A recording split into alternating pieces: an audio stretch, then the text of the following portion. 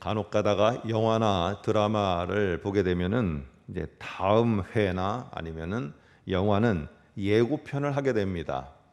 그런데 이 영화나 드라마 다음 편의 드라마 예고편은 절대로 풀 영상을 보여주지 않습니다. 그리고 기가 막히게 사람들이 생각하는 것과는 정반대의 영상들만 모아서 그것을 갖다가 보여줌으로 말미암아 이 사람들이 그 예고편을 띄엄띄엄 보도록 합니다. 풀 영상을 보는 게 아니라 띄엄띄엄 보게 함으로 그러한 예고편을 보고 기대감을 갖고 그리고는 그 영화나 다음 편의 드라마를 보도록 유혹하는 것입니다.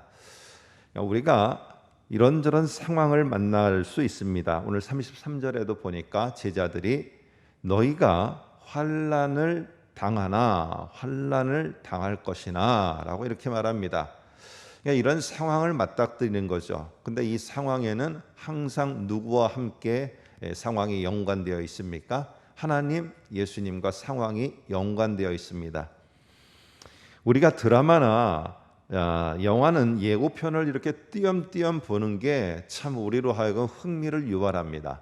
그런데 우리가 가는 삶은 이런 드라마가 아니고요. 이런 다음 편에 어떤 것들이 있는가를 그렇게 생각해서 띄엄띄엄 보는 것이 아닙니다.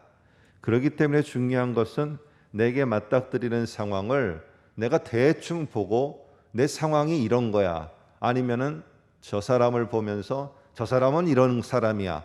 이렇게 띄엄띄엄 보고 결정할 수 있는 게 아닙니다. 그래서 우리들에게 필요한 것은요. 어떻게 하면은 이런 상황을 하나님과 관련하여서 하나님이 어떻게 이것을 앞서부터 끝까지 인도해 나가실 것인가 전부를 이해하려고 하는 것이 우리에게 꼭 필요합니다. 오늘 내 자신과 그리고 하나님에 대해서 부분적으로 띄엄띄엄 이해를 하고 하나님은 이런 상황에서 나에게 이렇게 하시는 분이야 라고 결정을 내려버리면은 우리가 상당히 오해를 하고요. 그 상황 속에서 참 안 좋은 결론을 내릴 때가 많이 있습니다. 그리고 그 사람에 대해서도 안 좋은 결론을 내릴 때가 있고요. 또 들은 소리에 대해서도 절대로 나쁜 소리는 풀 전체의 소리를 하지 않습니다. 부분을 말하면서 그것이 진짜인 것처럼 말해서 나에게 들리게 합니다. 특별히 어둠의 영들은 더 그렇습니다. 띄엄띄엄 듣게 함으로 말미암아 그게 전부인 것처럼 내게 들리게 해서 우리를 미혹한다는 사실입니다. 자, 29절에 보면은 제자들이 지금까지는 예수님께서 주로 하시는 말씀의 방법이 비유로 말씀을 하시는 것이었어요. 그런데 이제 비유로 하지 아니하시고 이제는 직접적으로 말씀하시는 겁니다. 직설법으로 말씀하시는 거예요. 그래서 이때까지는 잘 깨닫기가 어려웠고 이게 비유가 무슨 뜻인가 했는데 이제는 직접적으로 얘기하는 것을 보면서 30절에 보니까 이 제자들은 야, 이제 예수님이 말씀하시는 것이 무엇을 말하는 거지 내가 이제 다 알 것 같습니다.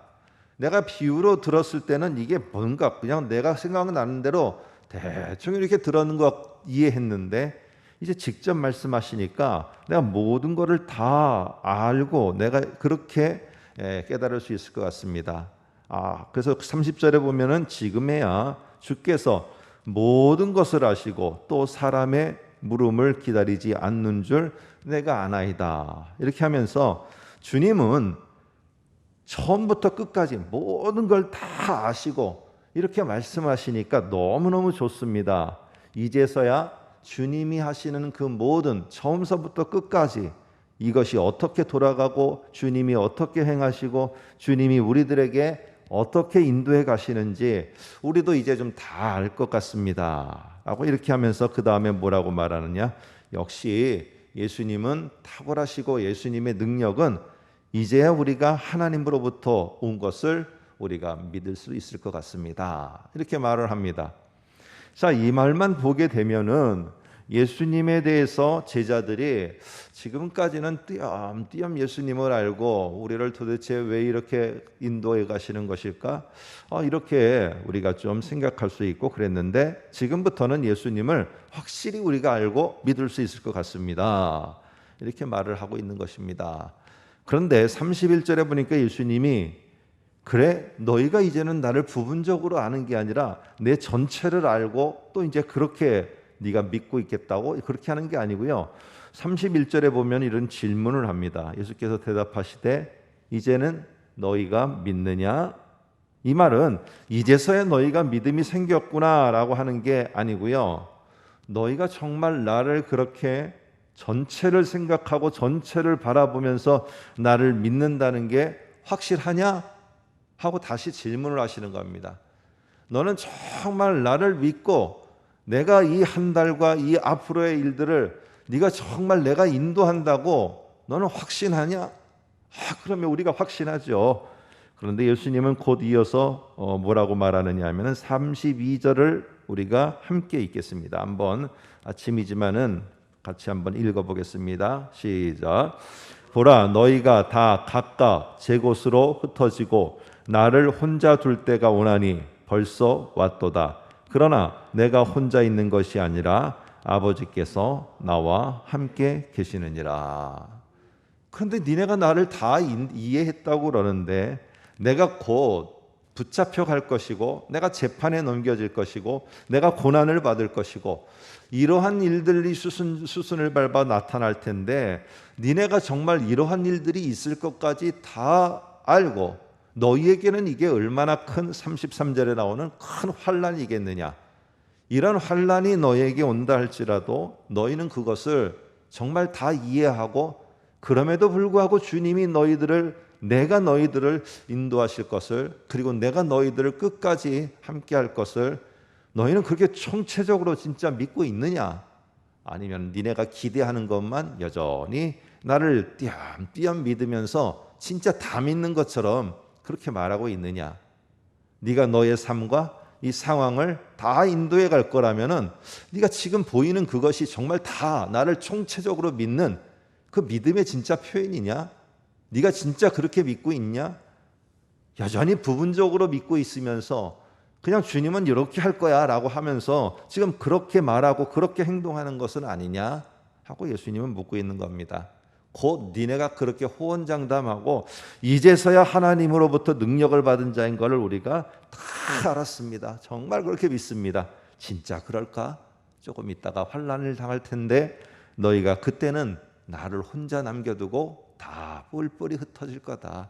니네가 그때가 되면은 나를 총체적으로 이 상황에서도 저 상황에서도 그리고 이런 순간에도 저런 순간에도 내가 너와 함께하며 그곳에서 내가 그것을 인도해 나갈 것이라는 것을 네가 총체적으로 믿는지 아니면 부분적으로 믿고 그렇게 네가 말하는지 결국에 나타나고 말 것이다. 여러분 어떻습니까? 우리는 마가복음에 보면은 마가복음 8장에 보면은 이런 얘기가 나옵니다. 예수님을 향해서 베드로가 주는 그리스도시오라고 이렇게 고백합니다. 아주 획기적인 고백이죠. 주님은 그리스도, 우리들의 메시아, 우리들의 구원자이십니다 라고 말하자 여러분이 아시는 것처럼 다음에 예수님이 그래 네가 나를 드디어는 이때까지는 한마디도 구원자, 그리스도, 메시아라는 말을 안 하더니 이제는 하는구나. 그런데 미안하지만은 네가 생각하는 그런 그리스도는 아니다. 독립을 가져오고 해방을 가져오고 군사적인 봉기를 일으키는 그런 그리스도는 아니다. 너는 여전히 나에 대해서 부분적으로만 믿고 부분적으로만 알고 있구나. 나 그리스도는 십자가의 죽음으로 말미암아 이 땅을 구원할 그런 그리스도다. 너는 이런 그리스도를 받아들일 수 있겠느냐? 안 됩니다. 그거는 아니죠. 그게 무슨 그리스도입니까? 하고 예수님을 베드로가 가로막습니다. 여전히 고백하고 여전히 믿는다 하고 여전히 이거는 하나님의 뜻이고 이것이 여전히 하나님이 원하는 신앙의 모습이고 하지만은 실제로 우리들의 모습 속에서 저와 여러분들은 하나님과 주님을 부분적으로 이해하고 판단할 때가 많이 있습니다. 특별히 내가 어려운 상황에 있을 때 우리는 부분적으로 판단을 하게 되어집니다. 오늘 그래서 부분적 믿음으로 떠나서 우리들이 좀 더 특별히 제자들이 온전한 믿음으로 서기를 원하는 게 오늘 주님이 이 말씀을 통해서 오늘 우리들에게 하시는 중요한 의미입니다. 여러분 우리 모두는요 이제 이 제자들처럼 이렇게 부분적으로 알던 자들이 나중에는 초대교회에 이 사람들이 참 기둥과 같은 사람들이 되어집니다. 그리 될 수 있는 것은 무엇입니까? 아마 그때보다도, 특별히 예수님을 따를 때보다도 그들이 기둥으로서 초대교회를 세워갔을 때가 더 어려웠을 때인 것 같아요. 아마 그때 특별히 요한복음이라는 이 성경은 한참 예수님과 함께 따라다닌 그 시대가 아니라 한참 몇십 년 뒤에 쓰여진 성경인데, 이 요한이 33절에서 환난을 당하나 담대하라 내가 세상을 이겼노라 라고 이렇게 자신 있게 예수님의 말씀을 갖다가 다시 한번 기록할 수 있는 것은 무엇이냐 하면은, 오늘 이들에게 확신이 생긴 겁니다. 아, 주님은 우리가 예전에는 부분적으로 이렇게 알았을 때는, 이때는 모두가 다 뿔뿔이 흩어졌는데, 이때 말씀하셨던 그 말씀이 지금 이 또 어려운 상황을 겪고 있는데, 그 주님은 그때나 지금이나 여전히 우리들에게 함께 하시면서 우리를 넉넉히 이기게 하시는구나. 이때서야 이들은 그 주님에 대해서 더 총체적으로 전부로서 알고 믿게 되었습니다. 여러분과 제가 아는 것처럼 결국에 초대교회는 어렵고 힘든 시기를 지나갔지만은 꿋꿋하게 그 시기를 버티고 후배인 저와 여러분들에게 예수 그리스도의 신앙과 복음을 전수해 주었습니다. 여러분, 주님은 우리를 찾아와서 부분적 믿음으로 있는 우리를 온전한 믿음의 자리로, 부분적 믿음에 있었던 제자들을 온전한 믿음의 자리로 인도해 나가십니다. 우리가 어렵고 힘든 상황을 지나가고 있을 때 환난을 당하나 담대하라 내가 세상을 이겼노라. 이 말씀을 정말로 받아들이는 그런 모습이 될 때 우리는 주님을 부분적으로 내가 이럴 때 이렇게 해주시고 저럴 때 저렇게 해주시는 것이 아니라, 환난을 당하나 담대하라 내가 세상을 이겼노라. 잘 보시면은 환난을 없애주는 게 아닙니다. 환난의 터널을 지나가는 겁니다. 주님과 함께 지나가는 거예요. 이러한 모습 속에서 우리들의 신앙의 자리가 부분적으로 우리가 이렇게 띄엄띄엄 주님을 보는 게 아니라, 이 순간에도 그 주님이 함께 하시는구나, 이 순간에도 주님이 나와 함께 하시고 세상을 이기신 그분이 동행하시는구나, 그 주님을 좀 더 온전한 믿음으로 믿고 따라가면서 어려운 시대를 지나고 있지만은 우리 모두가 이번 한 달도 승리할 수 있기를 주님의 이름으로 부탁드립니다. 기도하겠습니다.